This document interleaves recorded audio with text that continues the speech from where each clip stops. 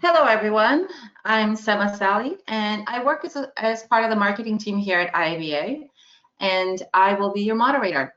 Welcome to our webinar today on why building business analysis capability is a good investment. What you will hear about and learn are specific examples of the business analysis value proposition, operating efficiencies achieved, and typical financial savings experienced regularly by organizations who have built business analysis capability. If you have any questions during the presentation, please type them into the questions tab in your GoToWebinar control panel. We will be answering questions at the end of the session, and you will also find today's deck in the handouts tab in your GoToWebinar control panel. Without further ado, I'd like to begin by introducing our presenters today. First up, will be IABA's board chair, Barbara Carcanord, who has co-founded 2 successful companies and worked in varied industries, including manufacturing, financial services, and software development. Barbara has worked as a leader, mentor, consultant, trainer, and instructional designer. She has written numerous books, articles, blogs, and training manuals, all aimed at helping professionals enhance their skills, including 7 steps to mastering business analysis. Following Barbara's presentation, we will hear from AstraZeneca's Russell Mears and Simon Marriott.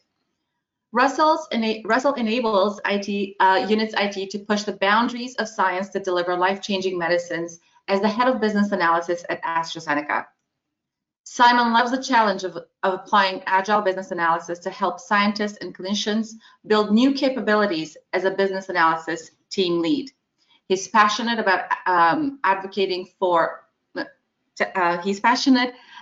for mentoring and coaching business analysis thinking and practice. With that, I will be passing it over to Barbara Carcanord to get us started. Welcome, Barbara. Thanks, Seema. I'm so happy to be here today. Let me get my slides going here and we'll get started. Great. Thank you. It looks good. Good, thank you. I'm so happy to be here, excuse me, and with the AstraZeneca group. They have a great story to tell too, so I'm going to give you some information and then pass it over to them. One of the things that I have consistently been asked since the very beginning of the IABA and even before that was, how do you prove the value of business analysis?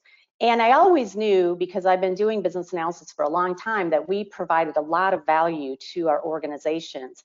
But in the beginning, it was very difficult. We hadn't collected data. We didn't have a lot of experience to be able to share. And I always struggled, answering that question in a tangible way. But now, after many years of having done this and worked with many companies, I've seen so many examples of where business analysis professionals have really saved organizations money, saved them from making some mistakes, and so I say saved them a lot of headaches. And so I wanted to give you 5 specific examples today, just to give you an idea. There are hundreds of other examples that you probably all can share, but I just wanted to share a few to give you some tangible value that we see in business analysis. And I primarily focus these examples on money and the idea that time is money, right? So employee time is a very valuable commodity in our companies. And even though it's considered a fixed cost, it is still a very valid cost. So anytime we save employee time in our organizations, we are improving our organization's bottom line. And most of us, or many of us, are working for profit. If we're working for a nonprofit and saving time, that means that our employees have time to provide other services to our constituents. And of course, anytime we can help an executive make a decision more quickly and make a good quality decision, we're saving lots of time there, and time is money. And then of course, the variable costs are always easier to see. If we pay outside consultants or service providers or vendors, we save those kinds of costs. That's a really easy, tangible thing to measure. I wanted to pose the question to the group, and maybe people will enter some comments in chat. Does your organization have an average labor rate for estimating? If not, I would suggest that you should ideally maybe work with your human resources group to talk about that, because even if it's just a really rough average of what an hour of an employee's time costs the company, that is a great data point for you to use when you're doing business cases and when you're estimating the value of your work. For the purposes of the examples I'm going to give you today, I'm going to assume that a business analysis professional is costing the company $100,000 annually. And that's very rough. I said salary and benefits. I hope most of you who are working as business analysis professionals maybe are over that. But just to give us some numbers, so I split that into a monthly cost, a weekly cost, and an hourly cost. Again, just so that we can get some relative numbers for what kinds of savings that we can see and what kinds of value. So the first example that I wanted to talk about, and I've seen this in many, many organizations, is what I'm calling just say no. And this is when a business analysis professional politely rejects a customer request. We do this by analyzing a request to see what the business benefit would be, by estimating the cost of the change for whatever the customer is requesting, and then making a recommendation, having a conversation with our customers, sometimes about why maybe their request doesn't make really good business sense. We know, and I have worked a lot with IT groups and business analysts working in IT, we get an amazing number of requests from customers, whether they're external customers or internal employees, that come to the IT department to make changes to IT systems. And most organizations tend to be hesitant to say no when these requests come in. And so they keep coming and they keep coming, and you see many companies with huge backlogs with all of these requests for changes. But when you really look at some of these requests, and business analysts are very good at this, and spend a little bit of time studying it, what you often see is maybe this isn't such a great idea, or maybe there's a different way that we can do this that would be more beneficial for the organization. And that's really what BAs do. And I wanted to show you a specific example, and it's kind of funny because I actually ran into this very similar example in a couple different companies. What seems like a really simple change. A user asked to change a screen entry field to a drop-down box. In this particular scenario, when customers call into their company to cancel their service, they capture a reason for the cancellation. And somebody had the idea, well, wouldn't it be great, instead of having our customer service people type a free-form text reason in here, that we add a drop-down box and we give them some options. Most of the time, maybe people are leaving because they're moving to a different state, we don't provide service there, or they're changing to a lower cost provider, or they lost their job. This seems like a really simple change, and most of the time if you talk to an IT person, they would immediately say, oh yeah, that's easy, I can do that, and they would start coding. What an analyst does here, though, is to first ask, why? Why do we want to make this change? What is this going to do for us? And the user might say, well, we'll be able to have more consistent reporting on what these reasons for cancellation are. Okay, great. And a BA would also ask, well, what do we want in those drop-down boxes? What are the reasons that you would get for cancellation? That's all great, but invariably what happens is the dreaded other at the end of this list. So as many typical cancellation reasons as we come up with, there's always going to be some odd ones. So we want, the requester will say, well, I want to be able to capture those other things. And if we select other, then we want the customer service rep to type that in. Now I have another free-form text box, right? And that means that the underlying database has to have a new field. And you immediately, when you start to analyze this and think about the requirements, you now have a screen change, you have a database change, you have database conversion if you have to go back to all the prior cancellations and convert them into this new data structure. You have report changes. So suddenly this thing that looked like a very simple small change becomes larger and larger. And this is where a business analyst professional will ask more questions before we start working to say, is this really a good idea? Is this really necessary? And one of the customers that I actually ran into this in, I asked them, I said, do you know the main reason why your customers typically cancel? And they said, oh yeah, and they were able to tell me right away, yeah, it's moving to a new state. Well then, why do you need the ability to do all this analysis if you kind of already know the answer, right? But it seemed like a good idea, right? And so what I say is that in our organizations where we typically don't have time to do all the things that we feel like we need to do to move forward, a business analysis professional spending, in this example, maybe a week of time, maybe less than a week, a couple $1,000s of their time to analyze this and think through actually all the changes that would be required, could actually save the company a lot of money. One of the organizations I worked with, their average IT change was about a $40,000 cost. If you consider that it went through prioritization, the requester's time to ask for the ticket, it had to go through analysis, it had to go through design and architecture, it had to go through coding, it had to go through testing, it had to go through UAT. All that time has possibly been wasted. And if the BA up front could simply have said, hey, this probably isn't really necessary, this isn't really going to bring us a lot of value, we could save $31,000 or maybe more, depending on your cost, on an average change in IT. And if you, as a BA, can find 3 or 4 of those in a year, you've already paid for your own salary. If you find 3 or 4 in a month, you could justify hiring 3 more BAs. The second example that I wanted to share was the acquisition of software applications. So oftentimes our organization is choosing software applications to purchase or to license, and it's very valuable to have a business analysis professional involved before packages are chosen and implemented. What we do in this case is we map the current processes in the organization, we look at what the requirements are, what the problems are, and then we try to match the best vendor application to the needs of the organization. Unfortunately, some organizations and sometimes people in business areas tend to get swayed by good vendor demonstrations or good sales pitches.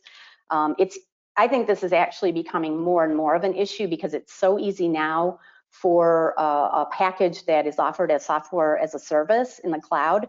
You can oftentimes sign up and get a free trial. And so people in business areas are signing up and saying, oh, I can use the software, when they haven't really analyzed whether it's going to meet their needs or not. And once they start using it and they get their data there, then it becomes a little bit difficult to stop using it if you decide it's really not working.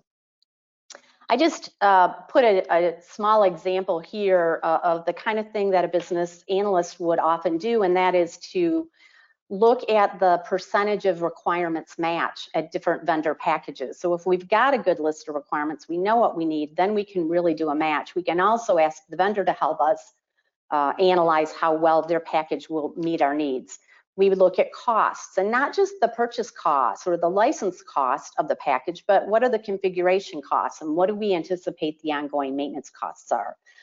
Providing our business leaders with this kind of information allows them to make more rational choices and really prevents them from jumping into a package that might cost a lot of money. So choosing the right package saves a lot of money for the organization. In the typical example that I've seen, depending on the complexity of the business area and the application, you might have a BA spend a couple months on this. So, maybe $8,000 in my calculation. But the benefit could be $100,000 to $200,000 easily in the first year. We can avoid costly conversions. So if we convert data to a package and it's the wrong package, that's a very expensive activity. Sometimes conversions or going to a package results in some loss of data, which is difficult to measure, but can be very hurtful to the organization. And few packages meet all of our needs, so there's always some workarounds, but having a business analysis professional analyze the packages, we minimize the number of workarounds. So the payback here could be around $100,000 and really an up, even in just the first year. And if you think about some of your organizations where maybe you did pick a bad package in the past and it stays with you for 2 or 3 or 4 or 5 years, think about the cost year after year that you could prevent if a business analyst is involved in helping to select a better package up front. The third example that I see very often is this prioritization idea. What comes first? As I mentioned, IT teams often have hundreds, if not thousands, of requests that are in their backlog. And it's very difficult for them to decide what to do first. What business analysts do is to analyze the business value of each change, even small ones, estimate the cost by looking at what needs to really be done to meet the need, and then help the team prioritize rationally. So effectively, we should be doing a cost-benefit analysis on every ticket or every service request that comes in and compare them to the other requests to help figure out what is the most important thing that we should be working on. I love the product backlog tool that a lot of the Agile approaches use, because it's a nice list where we can help the business see for each of the requests we've had, what do we think the business value is and what do we think the cost is? I'm using t-shirt sizes here as an example. And then help the team prioritize these things by where we're going to get the best business value for, you know, the minimum or the most important timing and cost from an organization like the IT organization. As I said, most organizations have many things to do than they have time to do it. And so one of the things that's really great about this product backlog is, as we move things to the top of the list because they have clear business value and they're cost justifiable, things that are not as valuable fall to the bottom of the list. So back in my #1 example, I said that BAs are good at politely saying no to customer requests. Sometimes you can't convince a customer to take something off the list, but if it keeps falling to the bottom because when everybody looks at it, it doesn't have enough business value, effectively those things don't get done, right? So it's another way to help the organization not spend valuable resources on something that isn't going to give a big enough payback. So working on the most valuable changes first is beneficial. And this is a little bit hard to measure, but the way that I look at it and what I like to recommend for companies is that we spend some amount of time on a regular basis. My example here is an organization where maybe it's a half a day per week of a BA looking at incoming changes and doing a high-level cost-benefit analysis. So it's a very low-cost investment for the organization to have a BA look at these things and see right up front. A lot of companies call this triage. Does this look like it's going to be a good idea, and how valuable does this look relative to all the other things that are already on our list? And so what we do in terms of benefits is we prevent the teams, especially the development teams, the design teams, from jumping on things that are going to turn out to be a low priority item. And we keep the team focused on the most important work first. So for every team member who you saved their time and you keep them focused on what they're doing, depending on, you know, what their labor rate is, we could be saving a couple $1,000s per team member per week by just keeping the work flowing. And what this does is it also helps a very overstrapped IT group to stay focused on high work and get more things done more quickly. The fourth example is early delivery of value. And again, this is really been emphasized by the Agile approaches. It's always been important, but it's even emphasized more and people are more aware of it. And you can do this oftentimes by delivering value in increments. So one of the great things that business analyst professionals do, and we're very good at doing, is breaking things down or decomposing big changes into smaller increments. We decompose business areas into individual processes. We can decompose problems, but we can also decompose solutions into smaller pieces that we might be able to deliver early. We analyze dependencies and we can identify pieces of a solution which can be delivered earlier and bring value to the organization. So if you think about the difference between a traditional predictive or waterfall type approach, what we used to do, and some organizations still use this approach, but we would analyze feature A for feature B, feature C, however many features were maybe in our scope. Then we would move on to design, and we would design feature A, feature B, feature C. And then we would go to coding, and we would code A, B, and C. And finally, at the end, at some point, we would deliver all those things at once. But this idea of breaking a solution into increments that can be delivered has the adaptive planning focus of saying, well, maybe there's a feature that's a very high value feature that could be valuable delivered in a certain way on its own. Let's analyze it, design it, code it, test it, and deliver it. And let's get that value out to our customers early. Then let's look at the next most valuable thing that we might be able to deliver and analyze it, design it, code it, and test it. And so early delivery of value is allowing our customers to have a benefit quicker, which is always valuable, especially in the fast pace of the organization. What this also does is it helps the team focus on a smaller number of projects. And what I see in a lot of organizations is in any one department, and even sometimes a small group, there can be 10 to 20 changes kind of trying to be done at the same time. And so you've got employees in the departments who are trying to focus on 10 or 20 different changes that are going on. People are analyzing them. Some people have 20 different coding changes going on. We know that human beings don't multitask well. And so when we're task switching between a lot of different projects, what tends to happen is that very few of our changes get done quickly. Some statistics will say less than 10% of changes will be done within 2 months of initiation. And what I saw in a couple companies is a very small change that would come into a screen in a system that really wasn't a very big change. Still took us 3 or 4 months to get through the whole process because people had so many other things going on and it wasn't a priority. And when we do deliver early, some estimates I've seen will show that we can get a bump of something like over $20,000 for earlier delivery. So if we've got, and the easiest example to measure are things like compliance regulations, where maybe we're out of compliance, we're getting penalized for a particular activity. The quicker we can get those compliance changes into our system, the quicker that we can save money. So early delivery of value is actually a very tangible savings for a company. And then the last one that I wanted to show you today is the idea about improving customer contracts. So in organizations where you are providing some service or some product to a customer, one of the big challenges is always pricing customer requests, analyzing the request, trying to estimate accurately and price it fairly.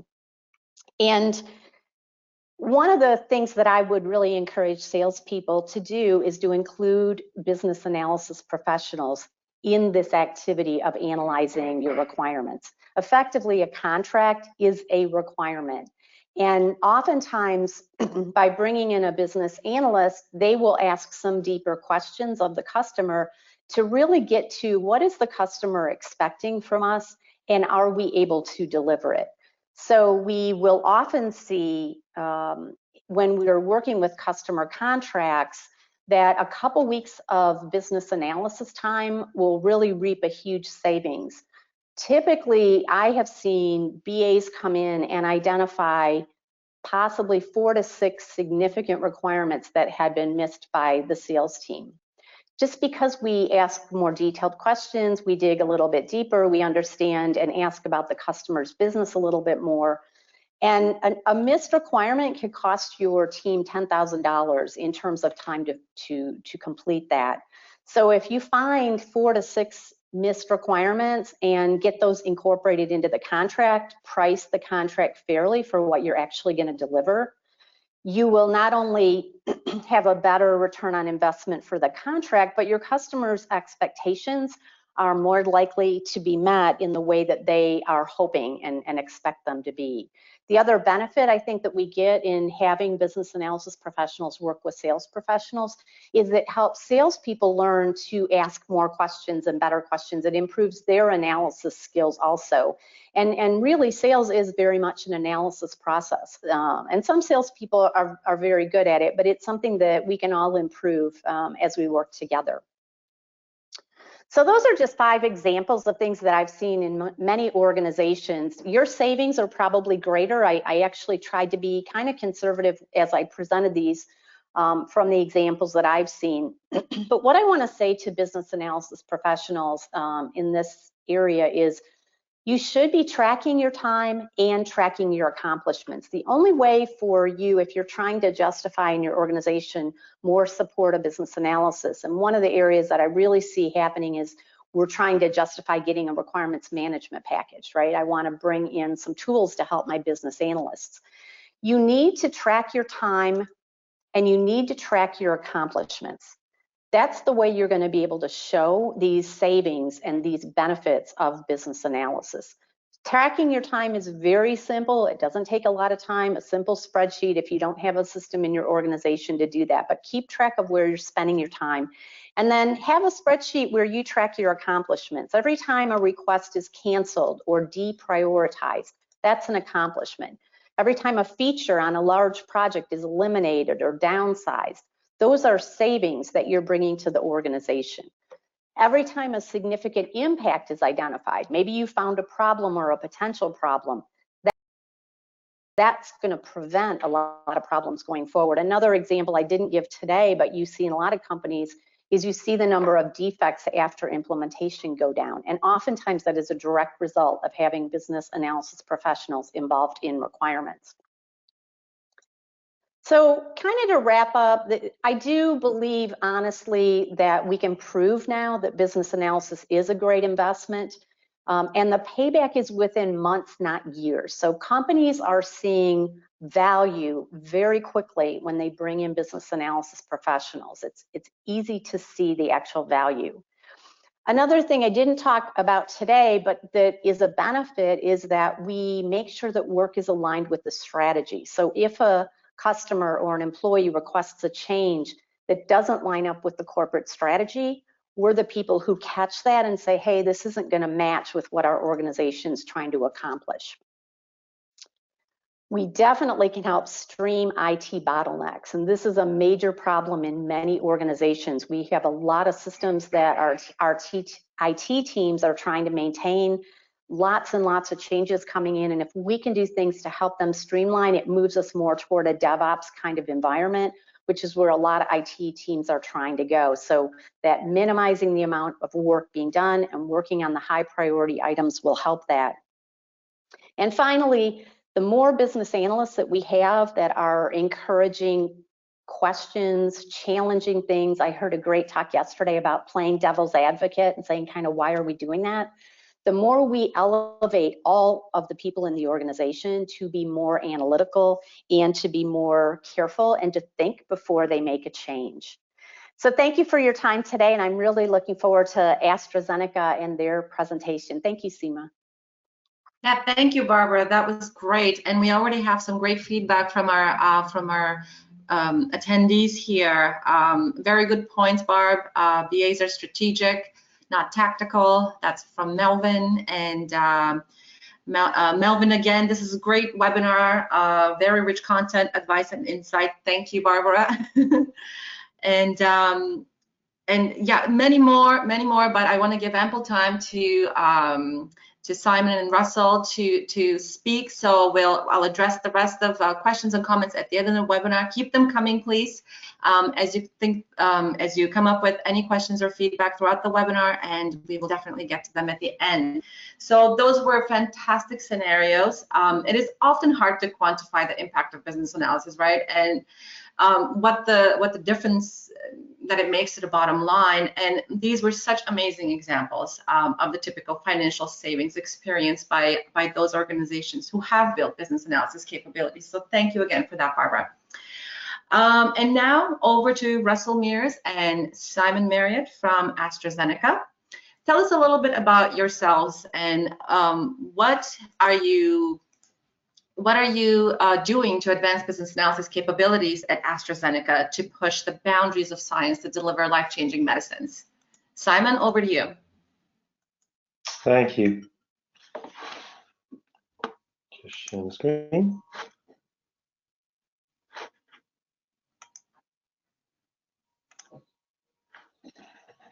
Can you see my screen okay? Yeah, it looks good. Great. Right. Well, thank you, Barbara. And good morning, good afternoon to everyone who's on the call. It's great to have so many people here. We're just going to tell a story today, which is really about how IABA has helped us build BA capability at AstraZeneca.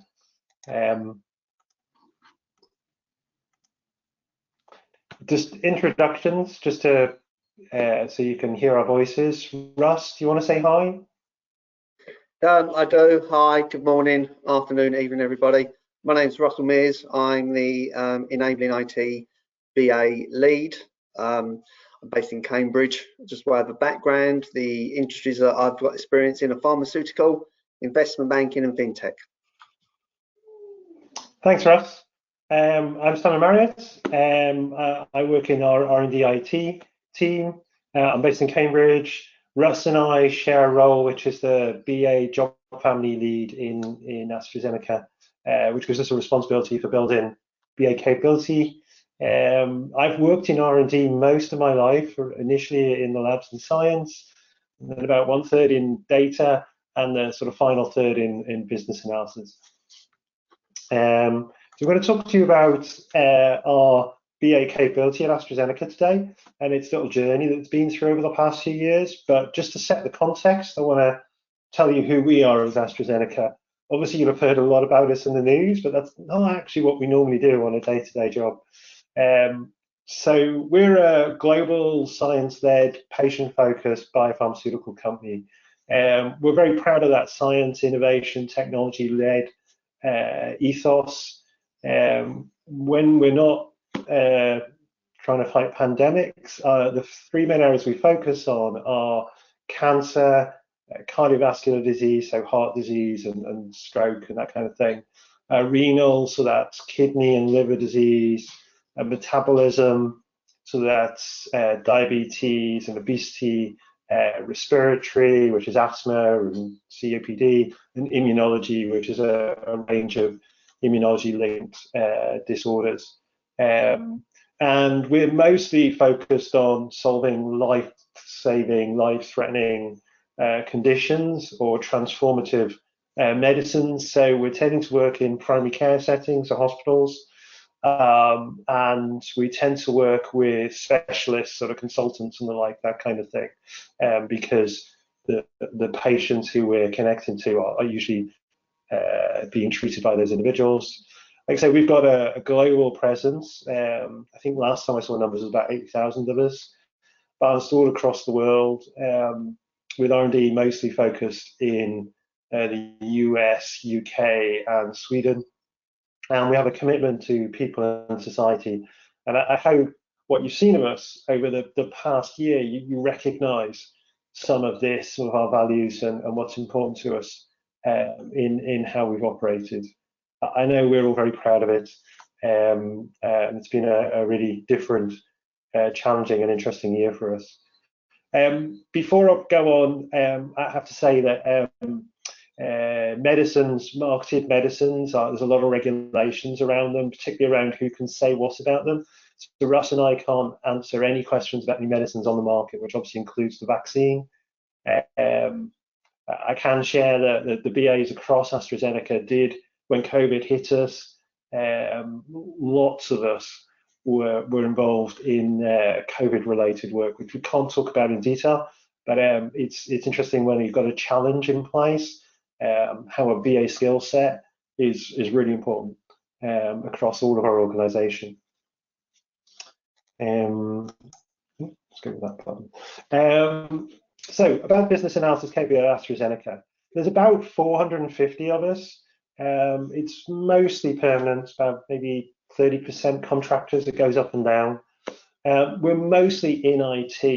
I think IIBA and other organisations have been talking for a while about the BA role moving out of an IT bubble and into the business, and we've seen that, and we've seen BAs moving into marketing and R&D and manufacturing and all those types of things. But equally, we've seen that other trend in play, which is that as digital comes in, IT becomes much more core to the core value stream and how we work. And that's very much what's happening at AstraZeneca, and it's our experience now. And that means we get involved in some really exciting conversations. And sometimes, not always, it's quite rare, but sometimes we're actually a bit ahead of the people in the business in terms of where they need to be and can help guide them there, which is a really exciting time for us in IT. But it wasn't always like that And I look back, so just over 4 years ago, we were quite an operational IT department. That laptop picture's there for a reason, because you asked most people about IT, they'd say laptops and Wi-Fi. The BA discipline in AstraZeneca, there wasn't any leadership of it. It was very highly distributed, and there wasn't a lot of love and care going into it. That all changed in 2019. Our leadership set an ambition for AstraZeneca to be a digital leader in biopharmaceuticals. And that put a focus on skills, and that put a focus on leaders being appointed to drive out those skills. And that's where my and Russ's jobs came from. And I was interviewing for those jobs. One of the questions that everyone was asking us is, what is the role of a business analyst in digital? And I have the answer, because at the end of 2018, IBA had launched the first in its white paper series on digital business analysis. So wherever I was asked that by an IT LT member, I could send them that white paper, and I often got the reply back, great, that's great. When can you deliver it by? Which is a very AstraZeneca mindset. So thanks IBA for helping us through that initial questions. We started very quickly. We had a lot of investment, a lot of hiring on a typical digital transformation, big data, hiring data science people, building infrastructure, data ingestion projects, that kind of thing. This hit us like a tidal wave, to be honest. There was a real shift in expectations of the BA role. I think we've seen that talked about before. And I remember IBA did a paper with KPMG on the role of the BA in future. They talked about the role of the BA shifting from a delivery and task mindset to a business impact and a business insight and guidance mindset. And that's very much what we found expectations were on us that started 2019. And we really struggled. And we had two things that helped us through. One is I formed a BA community of practice, which took those highly distributed individuals and gave them a network, a community of peers that they could trust, that during 2019 was largely used for therapy. But the other help that was there, because IBA are always looking ahead and they've got their finger on the pulse, they were releasing lots of little articles about how a BA should work in a data science project, how a BA should work in a big data project, what questions should they be asking, what's a non-functional requirement in a big data program or a digital transformation, where do BAs position themselves, what kind of questions do they ask? And these articles were drip fed out in 2019. When BAs came to me with questions, I'd look on the website and I'd send them this or go, have you seen this? And a lot of them were quite skeptical about the value of the IBA, coming from that operational mindset. The Babok can seem a bit dry at times, but I got really good feedback. I got people coming back going, you know, that was brilliant. That was just the questions I needed to ask, or I ran that workshop and we facilitated around these questions and the architects loved it and we were able to move forward. So thanks again for that IBA. And now, you know, we're a couple of years into that digital transformation. We're really just getting going, but IT in certain places is becoming core to our value stream acceleration. We're also seeing a shift to a DevOps and a platform model. There's a lot of shift to focus on data science, AI, machine learning. We've got AI ops teams now. And so we're getting that question again, what's next for the BA role as we're seeing all this shift around? And the IABA again have been great guides and just given us really great material at just the right time. And my colleague Russ is going to move on to talk a bit about some of these examples, some of the things we did and how the IIBA has helped us. Over to you, Russ. Thanks, Simon. Could skip through to the next slide, please, Simon. So thanks. As we said earlier, at AstraZeneca, we push the boundaries of science to deliver life-changing medicines. This purpose underpins everything that we do. It's the reason why we come to work every day. And we know that the better we do our jobs, the better we improve patients' lives. If we can save time and effort to the business, that's time and effort that can be used to deliver life-changing medicines. One of the first things that we did as BA leaders was we started a community practice. And if any of you have read Emily Webb's Building Successful Communities of Practice, which I can recommend, and we've got a snapshot there of a graph of it, our journey followed that pattern. At first, it was the BA leadership team seeing the potential and forming it and taking it and choosing the events. Simon did an excellent event which he led on value mapping. I did one on challenging, which turned out to be how to ask questions like a Louis Theroux. We took a Louis Theroux video and we spoke through it and we broke it down and looked at some of the tactics that we used. There are other great events. Jay done one on Agile, but it was the leadership team driving this. It then moved on to the maturing stage, and we canvassed the community on what events to run, with a BA leader helping them and the volunteers to run them. The events we had from memory were ways of working, the BA role, Agile, stakeholder management, digital modelling, lean. And we're also fortunate that one of the leaders, Jayshree, persuaded IIBA and CEO Devlin Fletcher and UK President Les Calder to come in and give some thought leadership. So now we're at the self-sustaining stage. The community practice has an identity. It has a logo, which you see here. We ran a competition to design it. That wasn't the best logo that was put forward. I think mine was, but Simon was one of the judges, so you know, you can't beat the politics. And we have a community of activists who are planning this year's events. And just as we followed the pattern of input from the IT leadership, so the BA leadership, follow the same levels. The CRP started with the BA leaders, then it moved to be self-sustaining. Could I ask you to do the next slide, please, Simon? So we'd created this self-sustaining internal BA community of practice, and then we thought, well, so what? What's our next goal? We knew that as BA leaders that we weren't always going to be able to think of everything. And we know that the better we do our jobs, the better we improve patients' lives, and the quicker we do them, the quicker we improve them. So with that in mind, we reached out to the IIBA to leverage from their network to see if there were any other like-minded pharma companies who were interested in working collaboratively on a cross-pharma community of practice events. And we started to hold collaborative community of practice events with Roche and with Novartis to see if we could learn from each other and reuse knowledge. If we consider Emily Webb's graph in the previous slides, I'd say that we're still at the forming stage. We've discussed how we're set up, the career path of business analysis, ways of working. We've got another event coming up this month on design thinking. You know, all these events have been great. It's great to connect with other BAs, to see how things are done, to learn from that.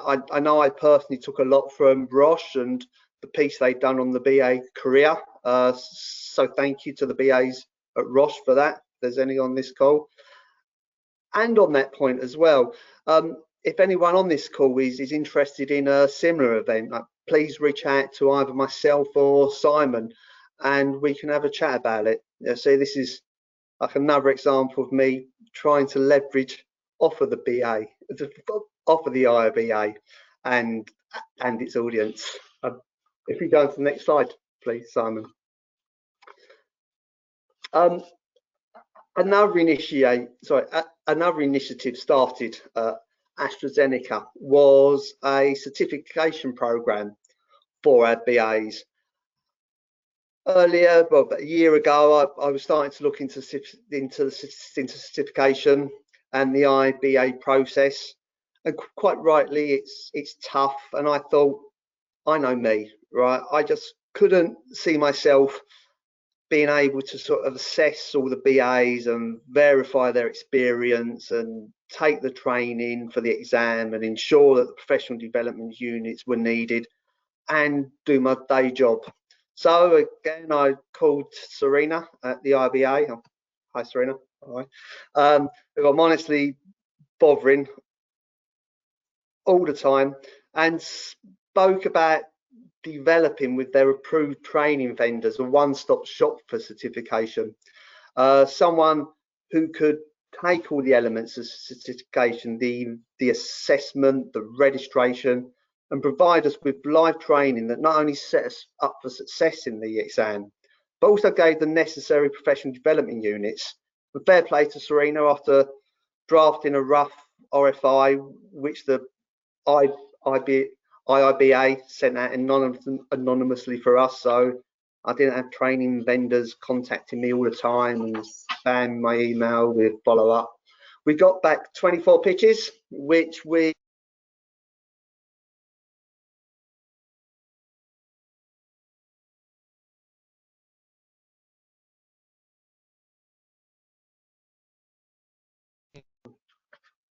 and again, why are we doing this? Well, this development is a priority at AstraZeneca. And not only do we believe that the IIBA certification program will help us do our jobs better, but it also enables career mobility across our organisation. For example, if a BA from my team fancies working with Simon on the science side and they're certified, Simon knows what that BA brings with them. He knows that the BA will be able to transition and speak the same language and deliver to the same standards. Simon, could I have the next slide, please? So we've spoken about our collaboration with the IIBA for our community of practice and for our certification, and now the IIBA helped us get there faster. But we also use the IIBA for their thought leadership. I'm not sure how many of you have read the product analysis white paper that the IIBA have published recently, which the contents of this slide are taken from. But if you haven't, I recommend that you download it. And this came at a time when Simon and myself and the other BA leaders at AstraZeneca were talking about this move we're seeing from product-centric to product-centric from project-centric delivery, and how it would look like. And we were talking about this, and then hang on, Trent, never forget this. Simon sends an email round to us say, "You'll never believe what the IIBA have just issued. Just look at this." And there it was. It was a lot of what we've been talking about and a lot of what we thought we had to do had been done. It was it's almost like when you're talking to your friends about going away for a weekend, obviously pre-COVID, and the next thing you know, that your social media is flooded with like cheap flights and hotel.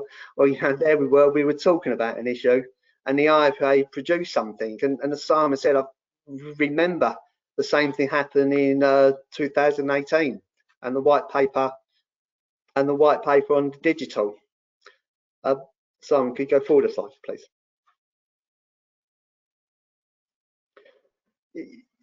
Yeah, and this slide here is another example of the IIBA giving us the information that we need at a time that we need it. This is a slide from the IIBA, and this shows that the practice of business analysts is becoming bigger than the business analyst role itself. And this is one of the hot topics for us, right? It's the evolving role of the BA and possible career paths. And again, we were thinking about this, and we see this, and a lot of the work has been done. You know, we didn't have to spend times in workshops or off-sites or consultants thinking about, okay, so if you look at the BA career and the skill sets needed, what are they? They've been done for us. We had our starting points. How are we going to use this at AstraZeneca? Well, we're seeing if we can take this and if we can incorporate it in some lean principles and move towards what's got a working title of a BA plus, a BA who brings some other no regret skills to the party. And we're looking at this slide here in particular to help us define what those no regrets skills will be. We aren't there yet. It's still a work in progress, but thanks to the IIBA, we've definitely got our starting point. So in summary, I'll just say the IIBA has allowed us at AstraZeneca to get where we need to go faster by doing some of the heavy lifting of thought leadership in careers, on product ownerships or certification, or leveraging off of them to build external community practices for us. And for us, that helps us in the reason why we come to work every day, to push the boundaries of science to deliver life-changing medicine. So I'd like to join Simon in saying thank you to the IRBA. Thank you in particular to Serena for helping with the numerous emails and calls I send you, and look forward to our collaboration continuing. Thank you so much. Thank you so much for that, Russell and Simon, for giving us the behind-the-scenes look at how you've advanced your VA capabilities to help AstraZeneca achieve the operating efficiencies necessary to deliver life-changing medicine. This is fantastic. Thank you so much again. And now, with 10 minutes to spare, we will now take some time to answer questions. If you have comments, questions, please continue to put them in the question box. And I will go over to our question box. We have a question from Jessica. How do you manage fatigue of change when delivering continuously small increments? People tend to lose track and attention if we change too often. Barbara, do you want to take this one? Yes, thank you. It is a challenging question, and as a user, I'm often frustrated when my phone operating system keeps having changes come to me when I really didn't want them to. And so I think that is one of the areas that is part of that BA growth path, is the change management component of how we're going to help people adapt all the changes and maybe help control when the changes go out, and maybe we can deliver value faster than our customers can accept value. So we do need to remember the human part of how much change can be accepted, and that's where business analyst professionals are really key resources, because having worked with the stakeholders and understand what their business areas are like, we know and we can help the technology people plan for what is going to be the rate of change that our users can accept. It's very important, and I think it's only going to continue to get more important, because our IT systems are learning to make changes faster. That doesn't mean they always need to be delivered right when they're done. Sharon, could I just jump in on that as well? Jessica, I think we also see the opposite of that, right? We see BAs who have been on projects for sometimes a year, sometimes 2 years as well, offering fatigue as well. I can think of delivery programs at AstraZeneca in that space. And I think it's sort of our job as BA leaders, which we are in this community, to allow that rotation to keep people fresh as well, to look through standardizations and things like that. And that's one of the things why we were looking at community of practice and certification as well, so we could give that flex and bend within the project, so someone isn't on a continual treadmill of single change, just as someone isn't on a continual treadmill of one change. All right, thank you, Russell, for adding to that. The next question actually is over to you guys, Russell or Simon. How has the BA's cybersecurity competencies been stressed more in the pharma industry? Or are they stressed in the pharma industry in specific?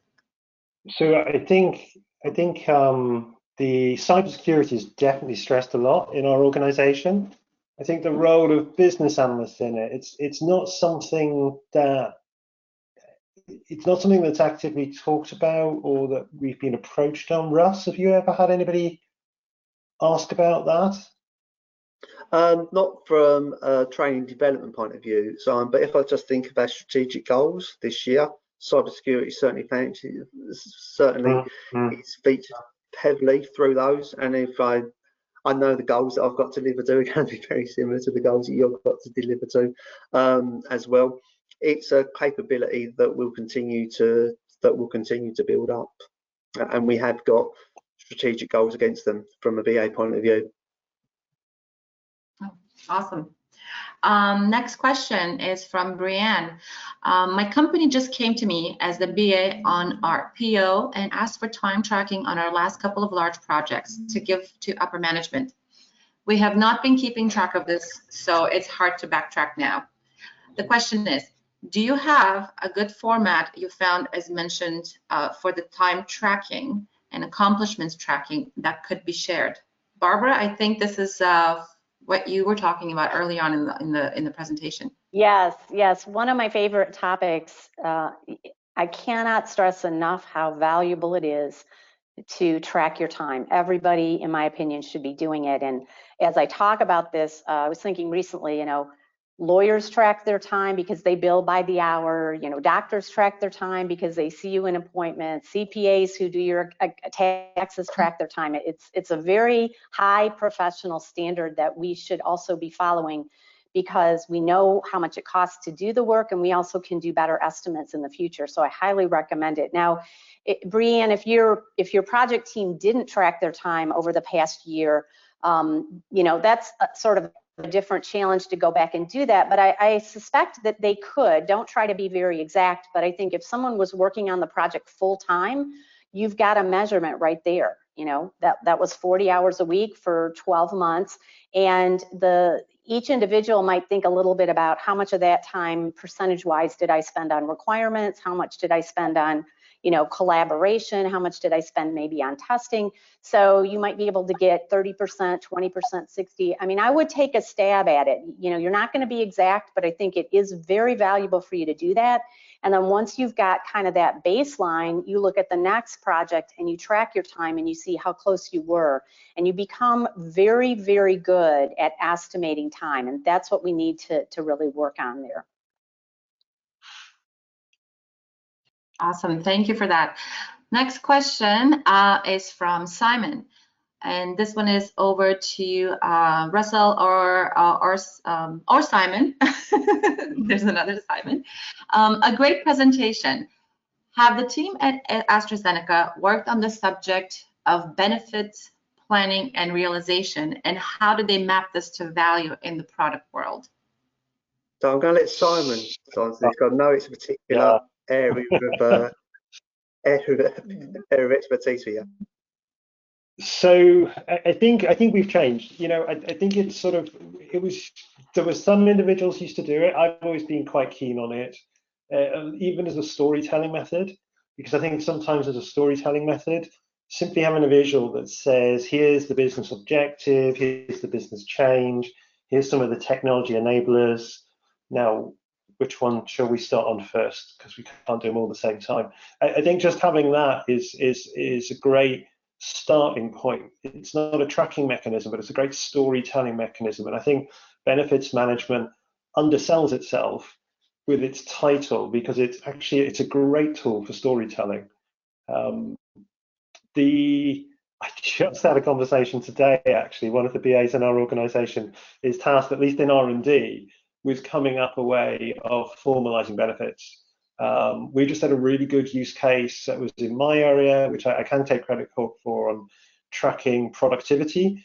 We used a very sort of data-driven approach. We had a baseline data set, which we spent a long time cultivating at the start of the program, and then a standard way for every work stream to collect that information. And it was just a sort of expectation setting.